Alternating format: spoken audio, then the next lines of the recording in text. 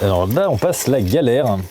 Bon, ça s'appelle pas la galère, ça s'appelle la houe à roue. C'est vraiment l'outil de base. Si on n'arrive pas à passer la galère, après on est totalement débordé et là il faut. À partir du moment où il y a trop d'herbe, et ben c'est la galère pour le coup.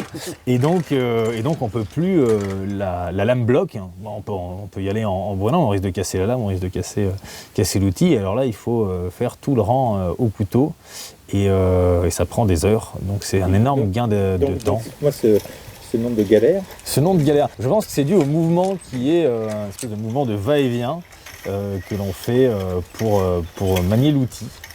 Et donc c'est pour ça, et puis parce que aussi c'est assez crevant, d'où le terme de galère qui est resté. Le principe c'est de désherber sur le rang et c'est redoutablement efficace si c'est fait au bon moment. C'est une lame qui coupe les mauvaises herbes dans la terre, qui doit être 2 cm sous la surface de la terre, ce qui implique qu'il faut que la terre soit assez meuble. Donc si c'est meuble, c'est vraiment très agréable. Par contre, si la terre est dure, par exemple s'il a plu sur la terre ou des terres qui sont trop tassées, des terres qui sont... on a aussi toute une zone du jardin où il y a énormément de cailloux. Et donc là, désormais, on les enlève, on enlève les cailloux des champs, c'est millénaire, mais ça... Et là, pour le coup, c'est redoutablement efficace. C'est-à-dire que ça facilite vraiment le travail de la galère, de supprimer, parce que sinon, on bute sur un caillou à chaque mouvement, et on n'arrive pas à faire... Et là c'est laborieux.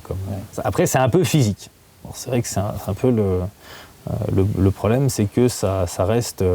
on le voit bien sur le mouvement, quoi. Il y a un mouvement de rameur qui est quand même qui peut être fatigant mais qui s'apprend, quoi. C'est comme le motoculteur après quand on a les muscles qui sont développés pour mais voilà. Et alors ça peut se faire quand il y a de la pente. À une époque je le faisais dans les deux sens. Maintenant en vieillissant je le fais plus qu'à la descente. C'est plus efficace finalement de se reposer en remontant l'outil à la main et puis de le faire qu'à la descente, et puis en plus ça permet d'être plus efficace, de moins dévier, parce que le problème aussi c'est que si on ripe sur un caillou, on coupe l'oignon ou le poireau qui est à côté, quoi. Donc il faut être assez précis, quoi, dans son geste.